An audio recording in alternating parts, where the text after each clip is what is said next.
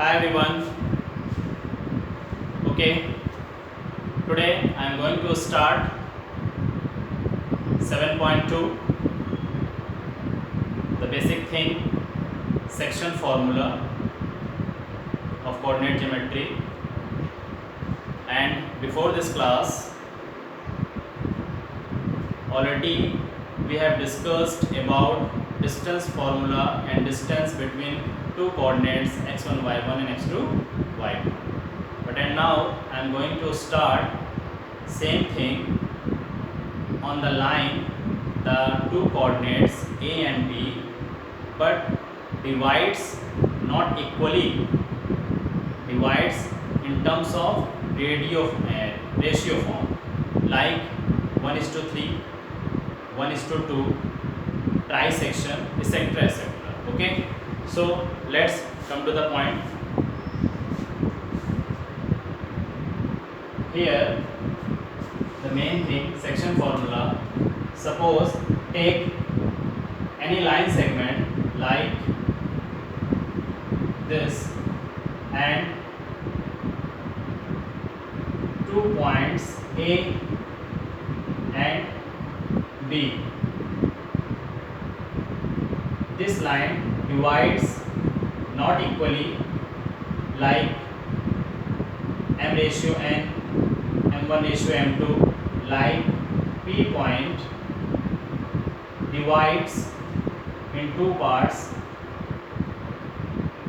and coordinate is x comma y, and here A coordinates is x1 comma y1 and B coordinates x2 comma y2, and equal divides like m/n. Okay, so according to this figure says section formula can be defined as, in the coordinates of the point P xy which divides the line segment joining the two points like A and B, and which coordinates x1 y1 x2 y2. Internally, what is the meaning of internal here? In the ratio m/n. Internally means कि जो आपके line में जो coordinates given है उस coordinates के inner part यानी internally portion पे किसी पर्टिकुलर थर्ड पॉइंट से हम उसको बाइसेक्ट कर रहे हैं. बाइसेक्ट का मतलब है कि length of AP and length of PB. तो AP is length smaller comparison to PB length. ये भी हो सकता है कि P पॉइंट को शिफ्ट करके हम यहाँ ले आए, तो length of AP is greater than length of PB. Understood. तो ये डिपेंड करेगा फॉर एग्जांपल कि AB पॉइंट्स की लेंथ सपोज करिए कि 3 है, तो 3 इक्वल पार्ट में डिवाइड करना होगा. सो 1.5 में ब्रेक डाउन हो सकता है. 3 को एक कॉमन रेशियो में ना करके सिर्फ रेशियो में ब्रेक करना है, सो 1:2 के फॉर्म में भी ब्रेक हो सकता है. अंडरस्टूड. तो ये एक तरह से हुआ सेक्शन फॉर्मूला. सेक्शन फॉर्मूला मतलब किसी लाइन को हम लोग ने क्या कर दिया, सेक्शनल में कन्वर्ट कर दिया. तो उस बिहाफ पे according to section formula definition, if the coordinates of the point P xy which divide the line segment joining the points A and B internally in the ratio m/n. And now internally, here one more meaning, externally, but in this book class 10th standard में NCERT में आपको ये topic नहीं मिलेगा, but reference में externally formula आप search करेंगे तो मिलेगा, बट NCERT में एक्सटर्नली जैसा टैग नहीं दिया है. लेकिन फिर भी इस चीज़ को समझ लेते हैं सिंपली. फॉर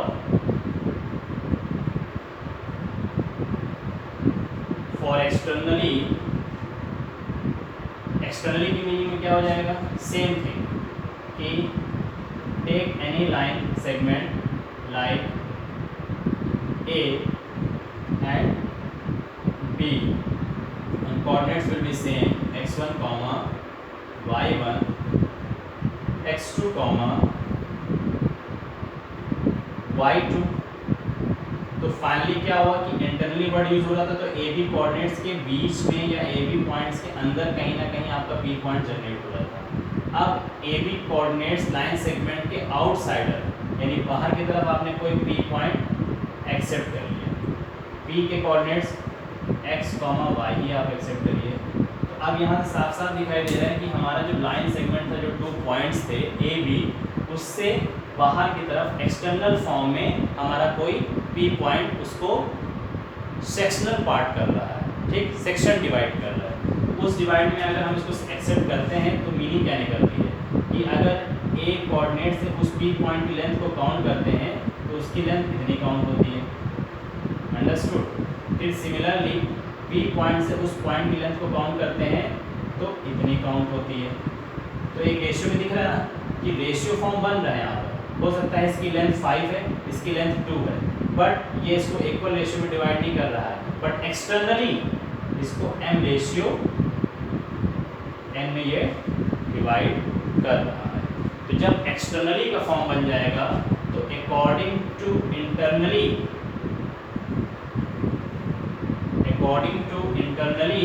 सेक्शन फॉर्मूला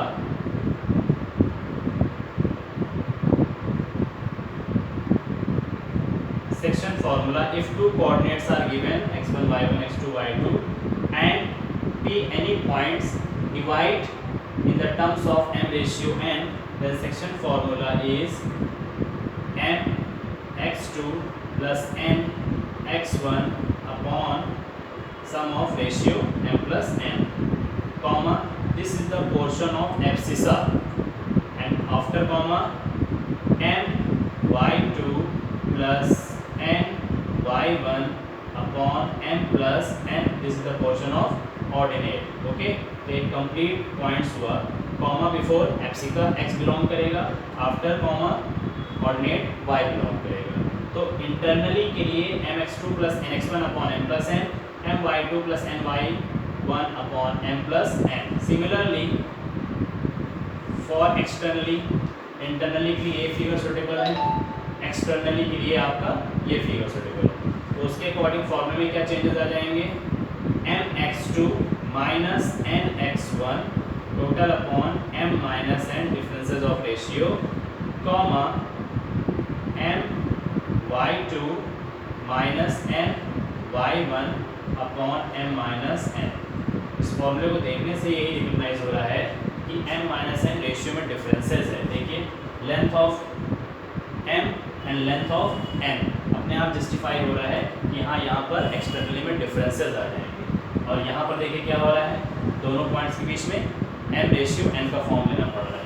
तो बेसिक थिंग क्या है, formula very simple, mx2 plus nx1 upon m plus n, ny2 plus ny1 upon m plus n for internally, but same terms रहेंगे, सिर्फ एक्सटर्नली में माइनस साइन आ जाएगा।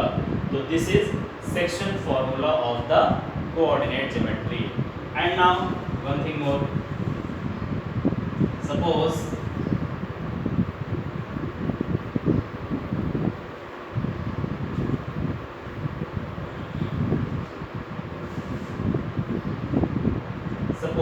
midpoint formula, okay, this is the section formula for internally externally both। and now next topic, midpoint।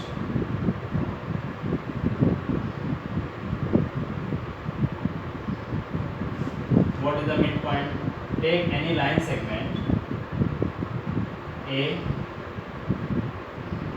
b and coordinates x1 comma y1 and x2 comma y2, okay, divides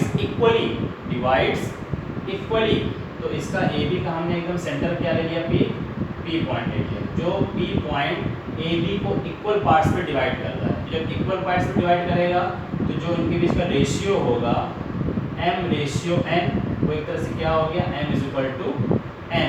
suppose कर लीजिए m के भी ratio 1 हो गया, n का भी ratio 1 हो गया, इक्वल पार्ट्स में डिवाइड कर दिया, तो p के कोऑर्डिनेट्स x, y ही होंगे। इस बिहाफ पे मिड पॉइंट ऑफ फॉर्मूला आप सेक्शन फॉर्मूले पे ही अप्लाई करो, सेक्शन फॉर्मूले पे ही अप्लाई करो। Suppose m is equal to 1, n is equal to 1, because यहाँ पर क्या कर रहा है, इस P पॉइंट AB को इक्वल पार्ट्स पे इक्वल रेशियो पे डिवाइड कर रहा है। तो n is equal to 1 and n is equal to 1 also. जब 1 पुट कर देंगे तो मिड पॉइंट कंडीशन क्या बन जाएगी, x1 plus x2 y2 comma y1 plus y2 by 2. This is the midpoint formula if given two coordinates x1 y1 x2 y2, then utilize this formula. Okay, understood? So here m is equal to 1, n is equal to 1, 1 1 2 generate हो गया. So this is the midpoint formula, section formula for internally and section formula for externally. Okay, this is sufficient for this exercise. And now come to the exercise 7.2, question number 1.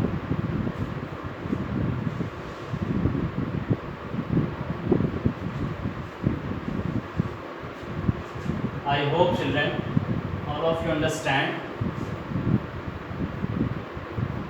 what I am saying. Any doubt, then ask to me.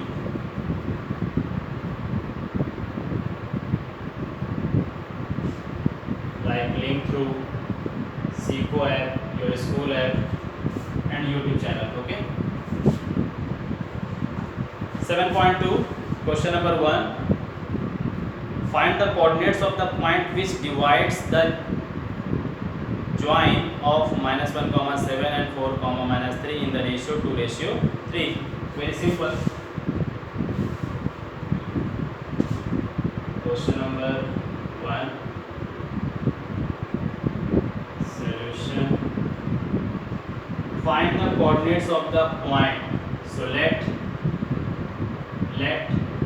P x, y be required points, be the required points. What? Same here, take a line segment A, B and points -1, 7, 4, -3 in the ratio 2:3. Ratio से gas करिए कि 2:3 दिया है, तो 2 की जो length है वो शॉर्ट होगी, 3 की लेंथ होगी बिगर होगी. तो हम अपना पॉइंट भी फिगर में ऑटोमेटिकली ऐसे सेट कर दें कि आंसर अपने आप रिफ्लेक्ट हो. तो एक तरह से हमारे पास क्या हो गया, P पॉइंट हो गया जिसमें आपने सपोज किया x, y उसके कोऑर्डिनेट्स हैं, जिसका रेशियो आपने ले लिया है n is equal to 2 and इस पोर्शन का ratio n is equal to 3, 2:3. Meaning fulfil हो गई, अकॉर्डिंग टू फिगर भी फुलफिल हो गया. तो फाइंड द पॉइंट. तो we know that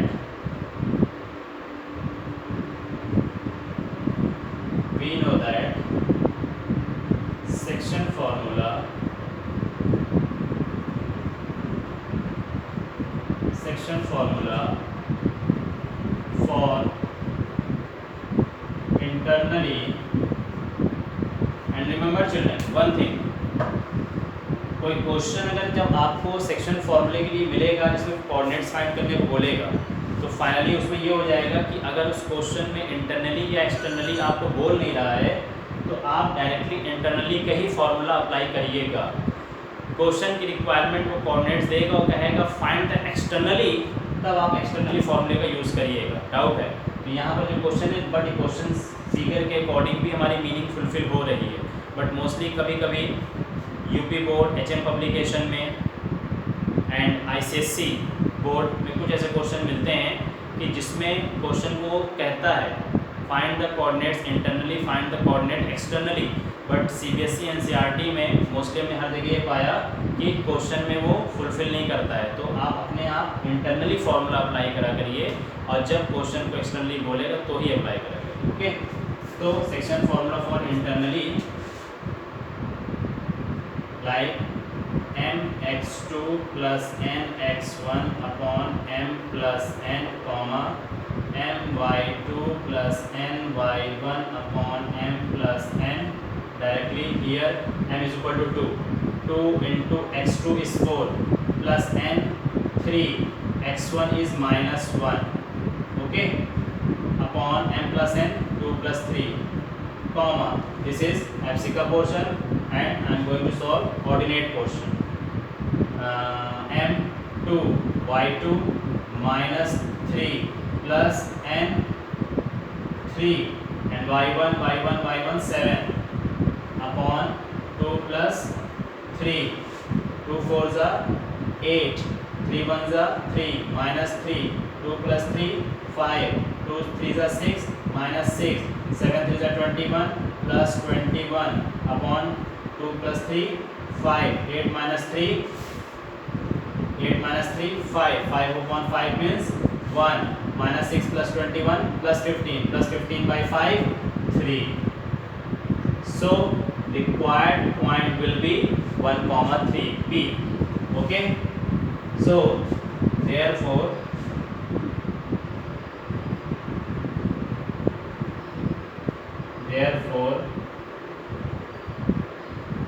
required point will be P 1 comma 3. I think this is the right answer, okay children. And again come to the point fast. Question number 2, find the coordinates of the point of trisection of the line segment joining 4 comma -1 and 2 comma -3, okay. So in this question I give only hints, but attempt yourself after given the hints, okay. सिर्फ आपके लिए हम calculation part छोड़ रहे हैं, but इसमें हम figure के थ्रू आपको हिंट्स दे रहे हैं. ट्राई सेक्शन कह रहा है तो इसमें आंसर की कंडीशन डिफरेंट हो रही है. Solution question number 2, find the coordinates of the point of trisection of the line segment, okay. First of all draw the line segment, take A point, B point, and A coordinate is 4 comma -1 and B coordinates -2 comma -3. Try section का मतलब कि जो AB point की length है उसको try section में रखना है. तो ट्राई सेक्शन का मतलब कि ये इक्वल पार्ट में होना चाहिए. तो एक हमने डॉट का यूज़ यहाँ किया, तो एक इक्वल डॉट का यूज़ हमने यहाँ किया. क्यों किया? इसको नेमिंग भी कर दिया हमने. इसको हमने P का नेम दे दिया, इसको हमने Q का नेम दे दिया. तो AB की जो लेंथ हुई वो PQ की लेंथ के इक्वल हुई और QB की लेंथ के इक्वल हुई. तो ट्राई सेक्शन हुआ 1 ट्वाइस ट्राई. अंडरस्टूड.